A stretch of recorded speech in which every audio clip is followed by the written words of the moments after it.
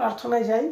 সর্বশক্তিমান ঈশ্বর, ধন্যবাদ করি আবার একটা সুযোগ তুমি আমাদেরকে করে দিলে, যেন আমরা তোমার গৌরব প্রশংসা করতে পারি দিন প্রতিদিন। প্রভু, তোমার আশীর্বাদ দাও, যেন তোমার মনের মতন করে তোমার সন্তানরা যেন আমরা নিজেদেরকে গড়ে তুলতে পারি তোমার গৌরবের নিমিত্তে, তোমার প্রশংসার নিমিত্তে। আশীর্বাদ করো, অনুগ্রহ করো, যিশু নামে চাই। জাগো জাগো জাগো রে খ্রিস্টিয়ান ভাই, জাগো জাগো জাগো রে খ্রিস্টিয়ান ভাই। দিন তোর গেল চলে মিছামিছি ধুলা খেলে, কাজ করো তাড়া করে বেলা বেশি নাই। দিন তোর গেল চলে মিছামিছি ধুলা খেলে, কাজ করো তাড়া করে বেলা বেশি নাই। জাগো জাগো জাগো রে খ্রিস্টিয়ান ভাই, জাগো জাগো জাগো রে খ্রিস্টিয়ান ভাই। বাইবেল হাতে নিয়ে চলে এসো যে, মুক্তির বারতা পাইনি কে। বাইবেল হাতে নিয়ে চলে এসো, মুক্তির বারতা পাইনি কে। বলো তার কাছে গিয়ে বাইবেল দেখিয়ে, বলো তার কাছে গিয়ে বাইবেল দেখিয়ে। তোরা প্রভু আসিবেন শাস্ত্রেতে পাই, তোরা প্রভু আসিবেন শাস্ত্রেতে পাই। জাগো জাগো জাগো রে খ্রিস্টিয়ান ভাই, জাগো জাগো জাগো রে খ্রিস্টিয়ান ভাই। নোহের কালে ছিল ভ্রষ্ট ধারা, প্লাবনে ডুবে মরে সব যে তারা। নোহের কালে ছিল ভ্রষ্ট ধারা, প্লাবনে ডুবে মরে সব যে তারা। যিশুর আগমন কালে ধরা যাবে পাপের ঘোর, যিশুর আগমন কালে ধরা যাবে পাপের ঘোর। গন্ধকে পুড়ে হবে ছাই, অগ্নি আর গন্ধকে পুড়ে হবে ছাই। জাগো জাগো জাগো রে খ্রিস্টিয়ান ভাই, জাগো জাগো জাগো রে খ্রিস্টিয়ান ভাই। খ্রিস্টের আগমন অতি নিকটে, বাইবেলে যাহা আছে তাহাই যে ঘটে। খ্রিস্টের আগমন অতি নিকটে, বাইবেলে যাহা আছে তাহাই যে ঘটে। দুর্ভিক্ষ মহামারী যুদ্ধ ভুরি ভুরি, দুর্ভিক্ষ মহামারী যুদ্ধ ভুরি ভুরি। বাঁচাতে প্রাণায় যিশুর ঠাই, বাঁচাতে প্রাণায় যিশুর ঠাই। জাগো জাগো জাগো রে খ্রিস্টিয়ান ভাই, জাগো জাগো জাগো রে খ্রিস্টিয়ান ভাই। Hallelujah, praise the Lord. প্রভু ধন্যবাদ করি। জাগো জাগো জাগো রে খ্রিস্টিয়ান ভাই। আর শাস্ত্রের আমরা এই গানের মধ্যে দিয়ে আমরা জানতে পারি যে আজকের যে বার্তা, যে আমরা যেন জেগে উঠি।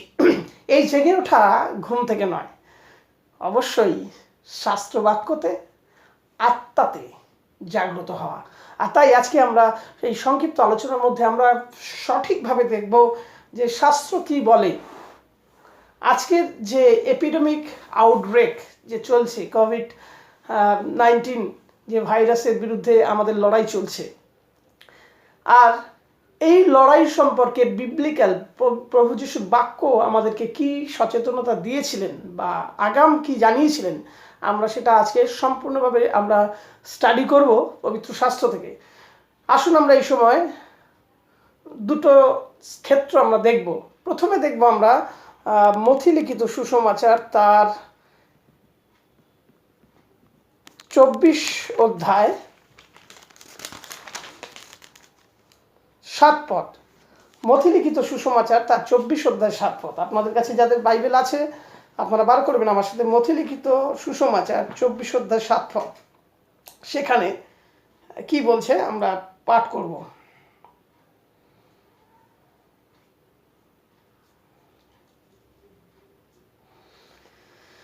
আর এই মথিলিখিত সুষমাচারের 24 অধ্যায় 7 পদে সেখানে কিন্তু যেটা রয়েছে 6 থেকে 7 পদ আমি পড়ছি। আর তোমরা যুদ্ধের কথা ও যুদ্ধের জনরাব শুনিবে, দেখিও ব্যাকুল হইও না, কেননা এ সকল অবশ্যই ঘটিবে। কিন্তু তখনও শেষ নয়, কারণ জাতির বিপক্ষে জাতি, রাজ্যের বিপক্ষে রাজ্য উঠিবে, স্থানে স্থানে দুর্ভিক্ষ ও ভূমিকম্প হইবে, এ সকল এই যাতনার আরম্ভ মাত্র। আজকে যদি আমরা এই মথিলিখিত সুসমাচার তার 24 অধ্যায় 7 পদ, আমরা 6 থেকে 7 পদ দেখলাম, কিন্তু সেখানে ভূমিকম্পের কথা লেখা আছে, যাতনার কথা, বিভিন্ন রকম যাতনার কথা লেখা আছে, দুর্ভিক্ষের কথা লেখা রয়েছে। কিন্তু আমরা চাইছি এমন একটা স্টাডি আজকের দিনে যেখানে আমরা পরিষ্কারভাবে যেখানে জানতে পারবো যে আজকে এই মহামারী, যা বাইবেল একটা প্রেডিকশন মাত্র, বাইবেল এর আগে অনেক আগে থেকেই এ বিষয়ে আমাদেরকে সচেতন করেছে। আসুন সেটা দেখতে গেলে আমরা খুলবো এই সময় লুক লিখিত সুসমাচার তার 21 অধ্যায়। লুক লিখিত সুসমাচার তার 21 অধ্যায়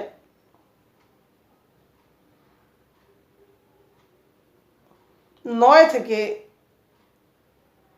আমি পড়ব, 9 থেকে 12 পদ। লুক লিখিত সুসমাচার তার 21 অধ্যায় 9 থেকে 12 পদ আমরা পাঠ করবো এই সময়। সেখানে লিখিত আছে, আর যখন তোমরা যুদ্ধের ও গণ্ডগোলের কথা শুনিবে, ত্রাসযুক্ত হইও না, কেননা প্রথমে এই সকল ঘটিবে, কিন্তু তখনও শেষ নয়। 10 পদ। পরে তিনি তাহাদিগকে কহিলেন, জাতির বিপক্ষে জাতি ও রাজ্যের বিপক্ষে রাজ্য উঠিবে, মহৎ মহৎ ভূমিকম্প, 11 পদ পড়ছি, মহৎ মহৎ ভূমিকম্প এবং স্থানে স্থানে দুর্ভিক্ষ, কোট আনকোট, এবার কোট করতে পারেন, স্থানে স্থানে দুর্ভিক্ষ ও মহামারী হইবে, আর আকাশে ভয়ঙ্কর ভয়ঙ্কর লক্ষণ ও মহৎ মহৎ চিহ্ন হইবে। আমেন। প্রভুর নাম ধন্য। এখানে আমরা যদি লুক লিখিত সুসমাচার তার 21 অধ্যায় খুব ভালো করে পড়ি, সেখানে পরিষ্কার লেখা আছে যে সেই সময়, যে শেষ সময়ের পূর্বে মহৎ মহৎ ভূমিকম্প, স্থানে স্থানে দুর্ভিক্ষ ও মহামারী হইবে। বাইবেল পরিষ্কার একথা বর্ণিত যে এই মহামারীর সম্মুখীন তো আমাদেরকে হতেই হতো। আর সেই মহামারীর সম্মুখীন যখন হয়েছি, আজ এই মহামারীর দিনে ঈশ্বর আমাদেরকে স্মরণ করিয়ে দেন তার বাক্যের অনুশোচনা যাতে আমরা পাই, আমরা লাভ করি, কি কারণে এই মহামারী তা যেন উপলব্ধি করি। আজকে মহামারীর বিষয়, এই মহামারীর সময় ঈশ্বর কি শিক্ষা দিতে চান তা জানতে গেলে শুধু এখানে নয়, এটা পরিষ্কার যে এই অংশে যে লুক লিখিত সুসমাচার যে আমরা পাঠ করলাম তা থেকে পরিষ্কার এই কথা বোঝা যায় যে এই মহামারী একটি লক্ষণ যা প্রভু যিশুর পুনরাগমন সন্নিকট, প্রভুর আগমন সন্নিকট, মারনাথা। আমরা যারা শুনছি সবাই মিলে বলি মারনাথা, প্রভুর আগমন সন্নিকট, মারনাথা। আমেন।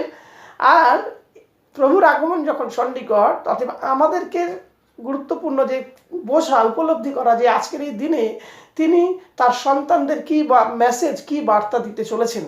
আর তার জন্য আমরা দেখি, আজকে আমরা পিছন দিকে তাকাবো সেই ইজিপশিয়ান প্লেগসের দিকে, অর্থাৎ সেই মিশরে থাকাকালীন প্রভু সেখানে আঘাত এনেছিলেন 10টি, আর সেই আঘাতের মধ্যে কয়েকটি ছিল মহামারীর আঘাত, প্লেগস। আর সেই আঘাতগুলোর কারণ কি ছিল যদি কিছুক্ষণের জন্য আমরা চিন্তা করি যে কেন প্রভু ওই আঘাতগুলো মিশরে এনেছিলেন।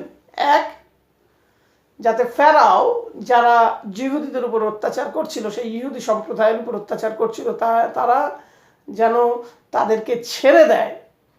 এক, তার মানে পরিষ্কার এটা মুক্তি। সেকেন্ড, দ্বিতীয়, মুক্তি কিসের জন্য মুক্তি দরকার।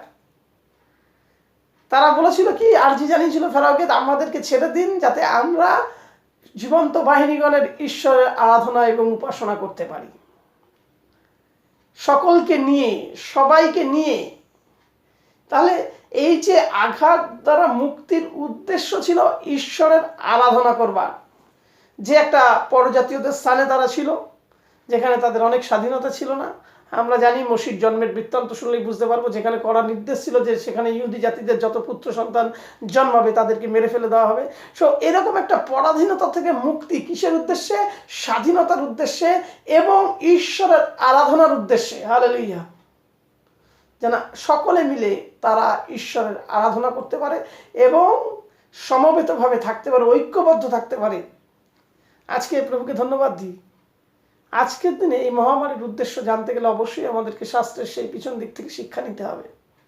আজকে এই মহামারীর উদ্দেশ্য বা বার্তা, যে বার্তা আমাদের কাছে বহন করে, সর্বপ্রথম যে গুরুত্বপূর্ণ বিষয় তা হলো যে প্রভুর আগমন সন্নিকট।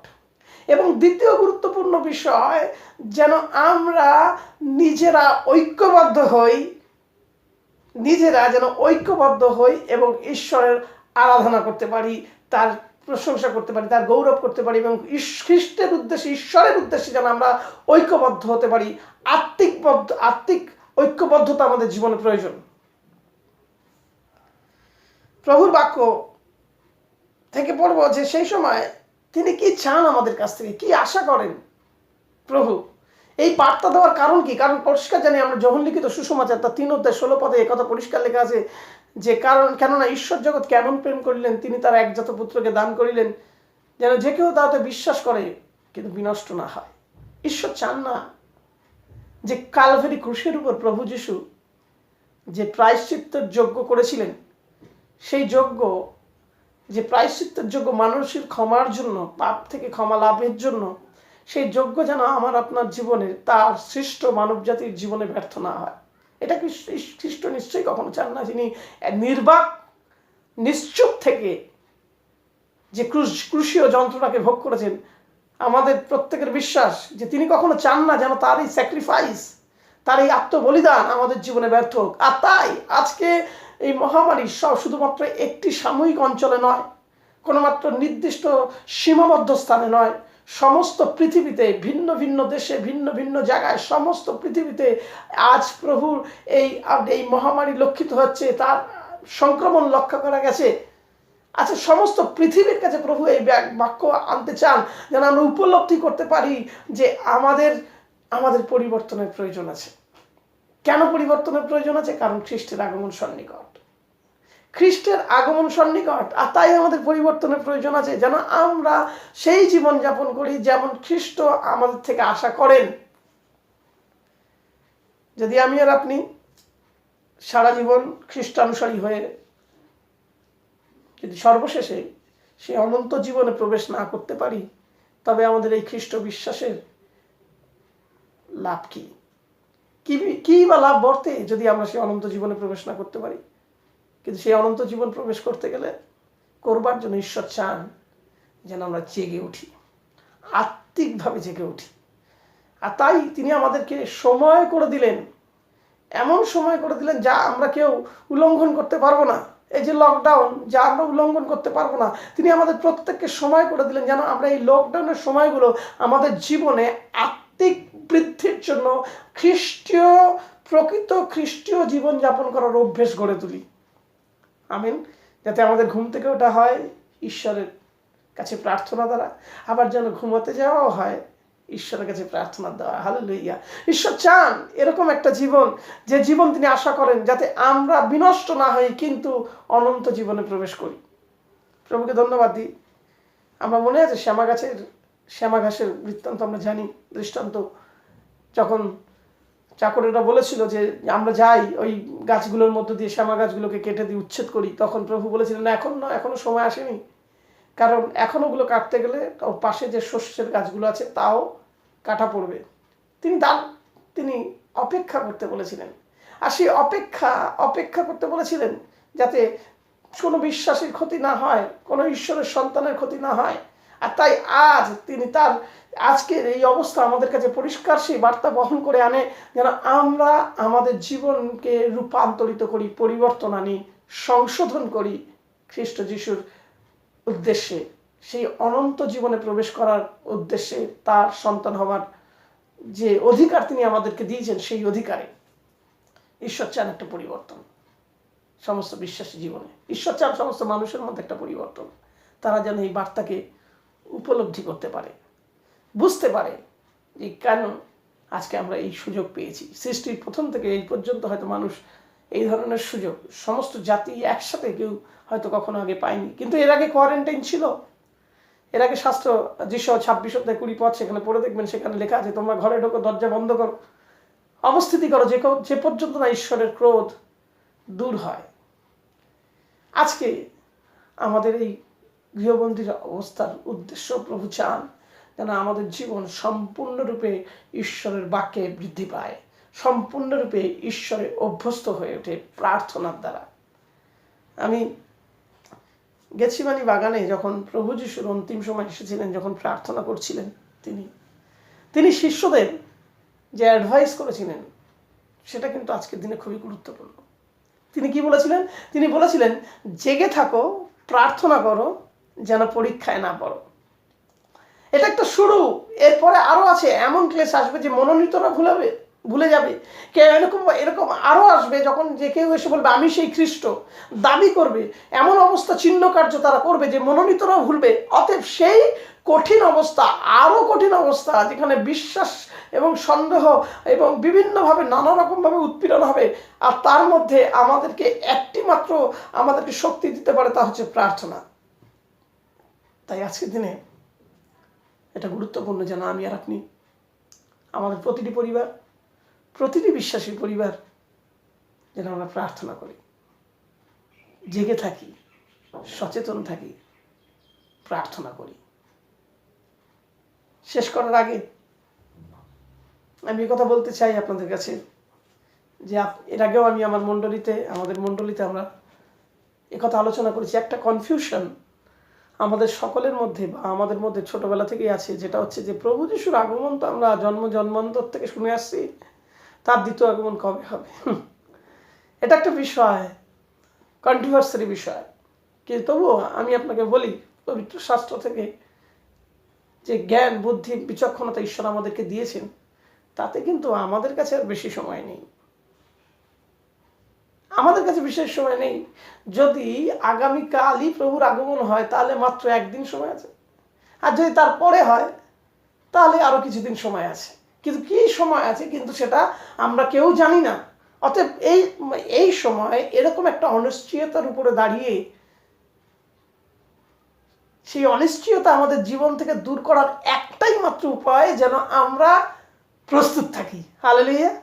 একমাত্র উপায় ঈশ্বরের সেই বিচার সিংহাসনের সামনে যোগ্য হয়ে দাঁড়াবার জন্য, অনন্ত জীবনের লাভ করবার জন্য, ঈশ্বরের অনুগ্রহ পাওয়ার জন্য আমাদের একটাই মাত্র উপায় যেন আমরা প্রস্তুত থাকি সেই প্রভুর আগমনের জন্য। একটা ছোট্ট উদাহরণ ধরি। আমার বয়স 40, যদি শাস্ত্রানুসারে আমি 60 বছর বাঁচি, তাহলে আমার কাছে মাত্র আর সময় আছে 20 বছর। যদি এই 20 বছরের মধ্যে, খুব ভালো করে শুনবেন, যদি এই 20 বছরের মধ্যে, যদি আমি 60 বছর পর্যন্ত বাঁচি, তাহলে আমার পড়ে থাকা 20 বছরের মধ্যে যদি প্রভুর আগমন না হয়, তাহলে কিন্তু এই 20 বছরই আমার কাছে সময় প্রভুর দ্বিতীয় আগমনের। কিরকম? ইন্ডিভিজুয়াল ব্যক্তির কাছে, এক একজন ব্যক্তিগত মানুষের কাছে এই সময় আলাদা আলাদা। কিরকম? ধরুন, যদি আগামীকাল বা আমাদের বেঁচে থাকার মধ্যে যদি প্রভুর আগমন না হয়, তবে কিন্তু আমাদের কাছে প্রভুর দ্বিতীয় আগমনের সময় আমাদের বেঁচে থাকার সময়টাই। একটা প্রশ্নের মাধ্যমে এবং প্রশ্ন উত্তরের মাধ্যমে আমি চেষ্টা করবো আপনাদের বোঝাতে। একটা প্রশ্ন করি, যেমন ধরুন আপনাকে প্রশ্ন করি যে আমার সাথে সমবয়সী, 40 বছর বয়স, আপনার কত বয়স? আপনি বলেন 40 বছর। আপনি শাস্ত্র অনুসারে বা কীরকম বয়স পর্যন্ত অ্যাপ্রক্স বাঁচতে পারেন মনে হয়? আপনি কালকেও মারা যেতে পারেন, পরশুও মারা যেতে পারেন। তবুও একটা গড় আমরা যদি ধরি যে 60 বছর যদি আমাদের আয়ু হয়, তাহলে 60 বছর পরে কি হবে? আমি প্রভুতে নিদ্রিত হব। তারপরে কি হবে? তারপরে কখন আপনি উঠবেন, কখন আর আমি আর আপনি উঠবো? প্রভুর বাক্যানুসারে আমরা উঠবো প্রভুর আগমনের সময়। মৃতেরা আগে উঠিবে, মৃতেরা আগে উঠিবে, শাস্ত্র বলে। তাহলে আমরা চোখ বন্ধ করার পর যখন উঠছি, কখন উঠছি? খ্রিস্টের দ্বিতীয় আগমনের সামনে, যখন তিনি আসবেন তখন।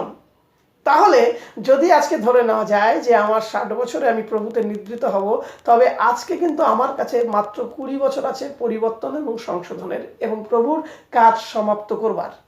যদি তার আগে এসে যায়, তবে তার আগে যদি আমি প্রস্তুত না হই, সেটা আমার নেগেটিভিটি, তবে আমি অনন্ত জীবনে প্রবেশ করতে পারবো না যদি আমি প্রস্তুত না হই। কিন্তু তথাপি যার বয়স 60, হয়তো সে আর 5 বছর কি 2 বছর বাঁচবে, আর বাঁচার পরে যখন সে চোখ নিদ্রিত হবে, তারপরে যখন সে চোখ খুলবে, সে কিন্তু দ্বিতীয় আগমন প্রভুর সামনে থাকবে। অতএব তার কাছে এই পৃথিবীতে সংশোধনের সময় কতটা, সে যতদিন এই পৃথিবীতে বেঁচে থাকবে, সেটাই তার কাছে প্রভুর দ্বিতীয় আগমন। যদি তার আগে না হয়, সেটাই তার কাছে একটা সময়সীমা। কারণ সে মৃত্যুর পরে নিদ্রিত অবস্থায় কিন্তু তার কাছে সংশোধনের কোনো রকম সুযোগ থাকবে না। যার সুযোগ আমাদের কাছে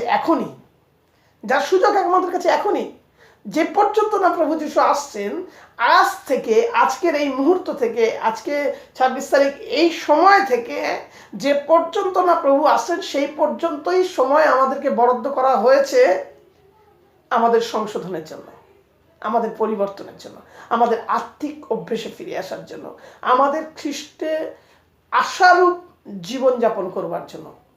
সেই সময়টাই আমাদের কাছে আছে।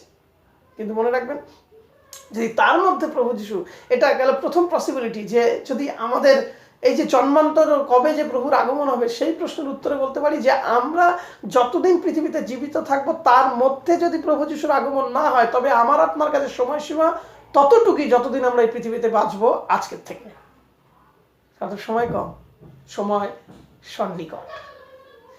সন্নিকট। কিন্তু তারপরে আরেকটি বড় বিষয়, যদি বাই চান্স কোনোভাবে হোক তার মধ্যে আমাদের প্রভুদের নিদ্রিত হওয়ার পূর্বে যদি প্রভুর আগমন হয়ে যায়, তবে কিন্তু সেই কুমারীরা প্রভুর বিবাহ বাড়িতে প্রবেশ করতে পারবে না যারা প্রস্তুত নয়। তবে আজকে সবচেয়ে বড় বুদ্ধিমানের কাজ এটাই হবে আমাদের কাছে, যদি আমরা এই মুহূর্ত থেকে প্রভুর জন্য প্রস্তুত হতে পারি। হালেলুয়া, প্রভুকে ধন্যবাদ করি। মনে রাখবেন, আপনার প্রস্তুতি বা আপনার সংশোধনের জন্য 10 বছর বা 5 বছর প্রয়োজন নেই। কারণ আমরা ক্রুশের উপর সেই দস্যুকে দেখেছি, 10 বছর 5 বছর লাগেনি তার পরিবর্তনের জন্য। তার পরিবর্তনের জন্য অনেক সময় লাগেনি। সামান্য মাত্র প্রভুর সামনে দাঁড়িয়ে সে প্রভুর সেই প্রথম বাক্য ক্ষমার বাণী শুনেছে, তারপরেই সে তার বিশ্বাসকে অর্পণ করেছে যে আপনি সেই ব্যক্তি যিনি আমাকে নিয়ে যেতে পারেন, আপনি সেই ইসরায়েলের রাজা যে আমাকে অনন্ত জীবনে প্রবেশ করতে পরম দেশে নিয়ে যেতে পারে। সেই বিশ্বাস অনুসারে সে তা প্রকাশ করছে, আর সেই মুহূর্তে তৎক্ষণাৎ সে আশীর্বাদ প্রাপ্ত হয়েছে। হালেলুয়া। তাই সংশোধনের জন্য, পরিবর্তনের জন্য 10 বছর বা 5 বছরের প্রয়োজন নেই। আজকের এই মুহূর্তই যথেষ্ট আমার আপনার পরিবর্তনের জন্য। হালেলুয়া। এবং ঈশ্বরের আশীর্বাদ প্রাপ্ত হওয়ার জন্য। তাই আজকে দেরি না করে আসুন আমরা সেই প্রস্তুতি শুরু করি। আমাদের সমস্ত ভুল ভ্রান্তি জীবনের, আমাদের সমস্ত যা জেনে বা অজান্তে যে সমস্ত ভুল ভ্রান্তি আমরা করেছি ঈশ্বরের দৃষ্টিতে, তার জন্য আজকে ক্ষমা প্রকার চাই। প্রভুর কাছে প্রার্থনা করি যে হে প্রভু, তুমি আমাদের জীবনে সেই পরিবর্তন দাও এবং তোমার মতো করে যাতে আমরা বাঁচতে পারি, সেই আশীর্বাদ আমাদের প্রত্যেককে করো। আসুন প্রার্থনা করি। সর্বশক্তিমান ঈশ্বর, ধন্যবাদ করি প্রভু আজকের এই সুন্দর সময়ের জন্য যা তুমি আমাদেরকে দিলে। করুণাময় পিতা, তোমার কাছে বিনতি করি আজকের এই সময় যতজন আমরা তোমার চরণতলে এসেছি প্রভু, এই সময় থেকে, আজকের থেকে প্রভু আরেকটি বার তুমি আমাদের জীবনে সুযোগ করে দাও, সেই সংশোধন দাও যা তুমি চাও, যেন তোমার মতো করে আমরা বাঁচতে পারি, যেন আমরা সেই অনন্ত জীবনে প্রবেশ করতে পারি। প্রভু, তোমার সেই পুনরাগমনের জন্য আমাদের প্রত্যেককে, জগতের সমস্ত খ্রিস্ট বিশ্বাসীদেরকে তুমি প্রস্তুত করো এবং পরজাতীয় যারা আছে তাদের জন্য প্রার্থনা করি প্রভু, তাদের মধ্যে তুমি সেই জ্ঞান ও বুদ্ধি এবং তোমাকে স্বীকার করার সেই বিশ্বাস তুমি তাদেরকে দাও। যিশু নামে চাই, আমিন। আসুন আমরা প্রভুর প্রার্থনা করি। হে আমাদের স্বর্গস্থ পিতা, তোমার নাম পবিত্র বলিয়া মান্য হোক, তোমার রাজ্য আসুক, তোমার ইচ্ছা যেমন স্বর্গে তেমনি পৃথিবীতে সিদ্ধ। আমাদের প্রয়োজনীয় খাদ্য যেন দাও, আমাদের অপরাধ সকল ক্ষমা করো যেমন আমরা আমাদের অপরাধীদের ক্ষমা করিয়াছি। আমাদের পরীক্ষাতে আনি না, কিন্তু মন্দ হইতে রক্ষা করো, কারণ রাজ্য, পরাক্রম, মহিমা যুগে যুগে তোমারই হোক। প্রত্যেককে জানাই জয় যিশু। ধন্যবাদ করি যে আজকের এই সেশনে থাকবার জন্য। আর যারা আজকে মিস করেছেন 5:30 থেকে, তাদের জন্য বিশেষ বক্তব্য রয়েছে যে আপনাদের এই আজকের উপাসনা আপনারা ইউটিউবে দেখতে পাবেন। আর কিছুক্ষণ পরেই আপনারা ইউটিউবে আমার নাম দিয়ে সার্চ করবেন ডেভিড চৌধুরী নামে, আপনারা সেখানে দেখতে পারবেন যে আমাদের গুড ফ্রাইডে সার্মন থেকে শুরু করে অন্যান্য টেলিকাস্টগুলো আমরা আপলোড করেছি বা আপলোড করার চেষ্টা করেছি। যদিও আজকেরটা এখনও করা হয়নি, করা হবে, তারা আপনারা আবার দেখতে পাবেন ইউটিউব চ্যানেলে। যারা এখনও পর্যন্ত আমাদের চ্যানেলটাকে সাবস্ক্রাইব করেননি, আমি অনুরোধ করব তারা আপনারা সাবস্ক্রাইব করবেন এবং আপনারা প্রার্থনার জন্য আমাদেরকে মেসেজ পাঠাবেন বিভিন্নভাবে। কোনো প্রার্থনার রিকোয়েস্ট যদি আমাদের কাছে থাকে, আপনারা আমাদেরকে মেসেজ করতে পারেন, ইমেল করতে পারেন বা ফোন করতে পারেন। সেই জন্য ঈশ্বরকে ধন্যবাদ দিই যে আমরা সে বিষয়ে প্রার্থনা করব। আবার আগামীকাল আমরা আসবো আরেকটি বিষয়ে তথ্য নিয়ে, যে এই পরিবর্তনের জীবন, খ্রিস্টীয় পরিবর্তনের জীবন কেমন হওয়া উচিত, সেই বিষয় নিয়ে আমরা একটা আলোচনায় করব আবার আগামীকাল ঠিক বিকেল 5:30টায়। ততক্ষণের জন্য ভালো থাকবেন। জয় যিশু।